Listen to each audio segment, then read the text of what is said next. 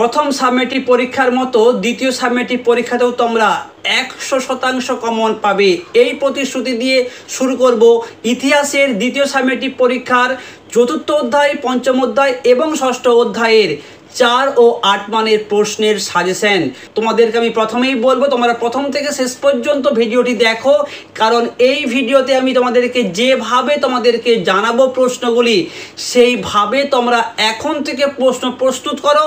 Second সাবমেটিভে তোমার তো common পাবেই পাবে, এর পাশাপাশি টেস্ট ও ফাইনালের জন্য কোন অধ্যায়গুলো কতটা গুরুত্বপূর্ণ সেটাও তোমাদেরকে আমি আজকে এই ভিডিওতে জানিয়ে দেব।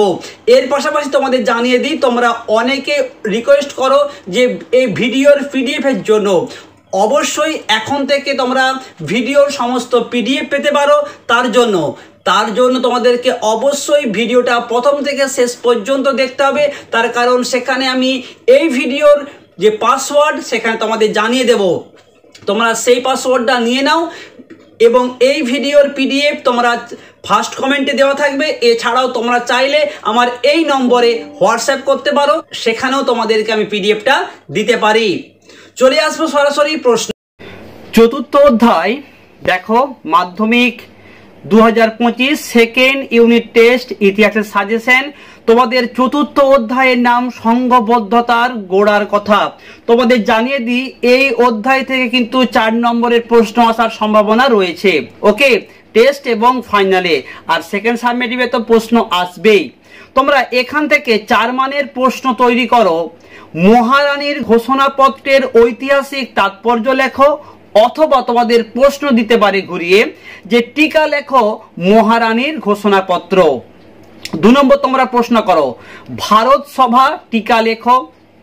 3 নম্বর গোরা উপন্যাসটিতে রবীন্দ্রনাথের যে জাতীয়তাবাদী ভাবধারার পরিচয় পাওয়া যায় তা আলোচনা করো। কিংবা তোমাদেরকে সংক্ষেপে বলতে পারি যে টিকা লেখো গোরা উপন্যাস। তোমরা 4 নম্বর প্রশ্ন করো মহাবিদ্রোহের প্রতি শিক্ষিত বাঙালি সমাজের কিরূপ মনোভাব ছিল।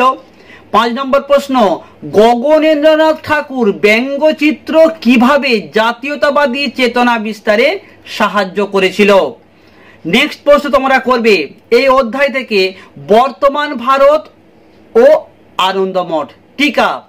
তোমাদের জানিয়ে দিই এই দুটো প্রশ্নকে অনেক সময় 4-এর পাশাপাশি দুটো প্রশ্নকে জয়েন করে 8 মানের প্রশ্ন করা হয়। কিরকম প্রশ্ন করা হয়? তোমাদের বলা হয় যে জাতীয়তাবাদ বিকাশের ক্ষেত্রে আনন্দমঠ ও বর্তমান ভারত গ্রন্থের ভূমিকা লেখো। তাই তোমাদেরকে বলবো তোমরা এই প্রশ্নটি খুব ভালো করে তোমরা অবশ্যই তৈরি করবে। তোমরা নেক্সট প্রশ্ন করবে এই অধ্যায় থেকে 8 মানের প্রশ্ন। তবে তোমাদের আমি জানিয়ে দিই চতুর্থ অধ্যায় থেকে 20 সালের জন্য কিন্তু 8 মানের প্রশ্ন অতটা গুরুত্বপূর্ণ নয়। কি বললাম? টেস্ট ও ফাইনালের জন্য এই অধ্যায়ের প্রশ্ন অতটা নাও আসতে পারে, তবে সেকেন্ড সাবমেটিভের জন্য কিন্তু এই অধ্যায় থেকে 4 মানের প্রশ্ন আসার সম্ভাবনা অত্যন্ত প্রবল। তোমরা এখান থেকে জাস্ট দুটো প্রশ্ন খুব ভালো করে তৈরি করো। তোমাদেরকে আমি এখান থেকেও বলে দিচ্ছি এই যে 1 নম্বর প্রশ্নটি আছে লেখায় ও রেখায় জাতীয়তাবাদ বিকাশ সম্পর্কে আলোচনা করো। এই প্রশ্নটা ভীষণ ভীষণ গুরুত্বপূর্ণ, কিন্তু এই প্রশ্নটা তোমরা সেকেন্ড সাবমেটিভ এবং টেস্টে অবশ্যই পাবে। তাই তোমরা এই প্রশ্নটা খুব ভালো করে অবশ্যই তৈরি করো, ঠিক আছে। আর 2 নম্বর তোমাদের প্রশ্ন দিয়েছে কি মহাবিদ্রোহের চরিত্র ও প্রকৃতি সম্পর্কে আলোচনা করো। এরপর চলে আসবো পঞ্চম অধ্যায়। তোমাদের পঞ্চম অধ্যায় কি না বিকল্প চিন্তা ও উদ্যোগ বিশ্লেষণ ও পর্যালোচনা। তোমাদের বলে দিই এই পঞ্চম অধ্যায়টা 2025 সালের জন্য ভীষণ গুরুত্বপূর্ণ। 4 এবং 8 তোমাদেরকে বলবো তোমরা এই পঞ্চম অধ্যায় থেকে আমি যে কটি তোমাদেরকে প্রশ্ন দিয়েছি 4 এবং 8 মানের জন্য খুব ভালো করে অবশ্যই দায়িত্ব নিয়ে প্র্যাকটিস করবে খাতায় লিখে, ঠিক আছে। এখান থেকে প্রশ্ন তোমরা টেস্ট এবং ফাইনালে 100% একটা হলেও প্রশ্ন আসবেই আসবে। এর আগেরটা যেমন বললাম যে চতুর্থ অধ্যায় 8 মানের জন্য অতটা গুরুত্বপূর্ণ নয়, পঞ্চম অধ্যায় 4 অথবা 8 আসবেই আসবে। যদি না আসে তোমরা এই ভিডিওতে কমেন্ট করবে ফাইনাল পরীক্ষা দিয়েছে যে স্যার আপনি যে বললেন কই একটাও তো প্রশ্ন আসলো না। আমি বলছি প্রশ্নের যে ট্র্যাডিশন আছে পঞ্চম অধ্যায়টা 2025 সালের জন্য ভীষণ ভীষণ গুরুত্বপূর্ণ। তোমরা এই অধ্যায় থেকে প্রশ্ন করো শ্রীরামপুর মিশন প্রেস কিভাবে একটি অগ্রণী মুদ্রণ প্রতিষ্ঠানে পরিণত হয়। দ্বিতীয় প্রশ্ন, বাংলা মুদ্রণ শিল্পের বিকাশে গঙ্গা কিশোর ভট্টাচার্যের অবদান লেখো। 3 নম্বর তোমরা প্রশ্ন করো বিজ্ঞান চর্চার বিকাশে কলকাতা বিজ্ঞান কলেজের ভূমিকা লেখো। 4 নম্বর প্রশ্ন তোমরা দেখবে এই প্রশ্নটা টেস্ট পরীক্ষায় ম্যাক্সিমাম সময় দেওয়া হয়, বসু বিজ্ঞান মন্দির টিকা লেখো। জাতীয় শিক্ষা পরিষদ টিকা ভালো করে তোমরা অবশ্যই তৈরি করবে। এই দুটোর মধ্যে বসু বিজ্ঞান মন্দিরটা ভীষণ গুরুত্বপূর্ণ। নেক্সট তোমরা প্রশ্ন করবে বাংলা কারিগরি শিক্ষার বিকাশে বেঙ্গল টেকনিক্যাল ইনস্টিটিউট বা বিটিআই এর ভূমিকা লেখো, কিংবা তোমাদেরকে বলতে পারে বিটিআই বেঙ্গল টেকনিক্যাল ইনস্টিটিউট এ বিষয়ে তোমরা একটা টিকা লেখো। তোমরা নেক্সট প্রশ্ন করবে বা এই অধ্যায়ের শেষ প্রশ্ন তোমরা করবে বাংলা মুদ্রণ শিল্পের বিকাশে উপেন্দ্র কিশোর রায় চৌধুরীর অবদান লেখো। ভীষণ ভীষণ এই প্রশ্নটিও কিন্তু অত্যন্ত গুরুত্বপূর্ণ যে ইউএন রায়সনের ভূমিকা বাংলা মুদ্রণ শিল্পের বিকাশে অত্যন্ত গুরুত্বপূর্ণ। ঠিক আছে, তোমরা এই অধ্যায় থেকে প্রশ্ন করো। 8 মানের জন্য 2টো প্রশ্ন দিয়েছি, আমি তোমাদেরকে জোর দিয়ে বলছি এই 2টো প্রশ্ন তোমরা ভালো করে তৈরি করো। সেকেন্ড সাবমিটিভে তোমরা একটা শিওর প্রশ্ন কমন পাবে। শুধু সেকেন্ড সাবমিটিভ নয়, টেস্ট এবং ফাইনালের জন্য পঞ্চম অধ্যায়ের 8 নম্বরের এই 2টি প্রশ্ন ভীষণ ভীষণ গুরুত্বপূর্ণ। ঠিক আছে, মানুষ প্রকৃতি ও শিক্ষার সমন্বয় বিষয়ে রবীন্দ্রনাথ ঠাকুরের চিন্তার সংক্ষিপ্ত পরিচয় দাও। এই প্রশ্নটা ভিভিআই প্রশ্ন। নেক্সট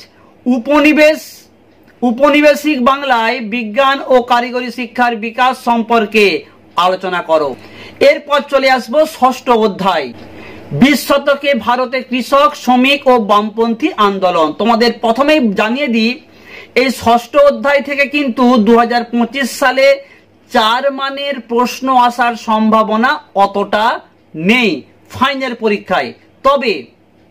তবে সেকেন্ড সাবমিটিভ যেহেতু তোমাদের 3টি অধ্যায় নিয়ে পরীক্ষা হবে, সেই জায়গায় দাঁড়িয়ে তোমাদের ষষ্ঠ অধ্যায় থেকে কিন্তু প্রশ্ন আসবেই।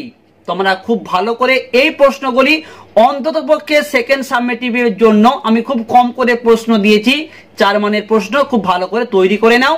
ফাইনাল পরীক্ষার জন্য ষষ্ঠ অধ্যায় থেকে 4 মানের প্রশ্ন আসার সম্ভাবনা আমি আবারও রিপিট করছি অনেকটাই কম। পঞ্চম অধ্যায় যেমন বললাম আমি জোর দিয়ে আসবেই, ষষ্ঠ অধ্যায় কিন্তু অতটা গুরুত্বপূর্ণ নয়। তোমরা তবুও সেকেন্ড সাবমিটিভের জন্য প্রশ্ন তৈরি করবে মিরাট ষড়যন্ত্র মামলা, বারদৌলি সত্যাগ্রহ, তেভাগা আন্দোলন, ওয়ার্কস অ্যান্ড প্রেজেন্ট পার্টি। এইগুলি তোমরা খুব ভালো করে টিকা আকারে তৈরি করে নাও। এর পাশাপাশি তোমরা প্রশ্ন করবে অসহযোগ আন্দোলন কিংবা আইন অমান্য আন্দোলন অথবা ভারত ছাড়ো আন্দোলনে কৃষক বা শ্রমিক শ্রেণীর ভূমিকা লেখো। তোমাদের আমি এই ক্ষেত্রে জানিয়ে দিই অনেক সময় এইখান থেকে এই অসহযোগ আন্দোলন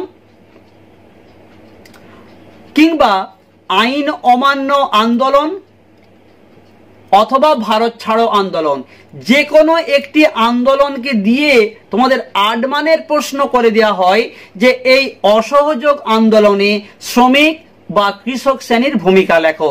তোমাদের বলবো তোমরা অবশ্যই এই 2 দাগের প্রশ্নটি 4 এবং 8 এর জন্য একটু ভালো করে তৈরি করবে। ঠিক আছে, নেক্সট দেখো তোমাদের জন্য আমি জাস্ট এই 2টো হচ্ছে প্রশ্ন দিয়েছি।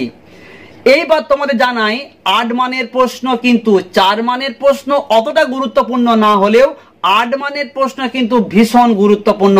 তোমরা এই ষষ্ঠ অধ্যায় থেকে 8 মানের প্রশ্ন করবে। তার আগে তোমাদের বলবো, যারা এই মুহূর্তে ভিডিওটা দেখছো প্লিজ একটা লাইক করে দাও, আর ভিডিওটা কেমন লাগলো অবশ্যই কমেন্ট করে জানিও। আজকে ভিডিওর পাসওয়ার্ড তোমাদের জানিয়ে দিই, ইউনিট 2। ঠিক আছে, তোমরা এই অধ্যায় থেকে 4 মানের প্রশ্ন করো। লাইকটা কিন্তু অবশ্যই করবে, ওকে।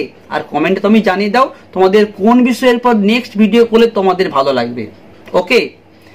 20 শতকে ভারতে কৃষক আন্দোলনের অগ্রগতির পরিচয় দাও, একটি প্রশ্ন।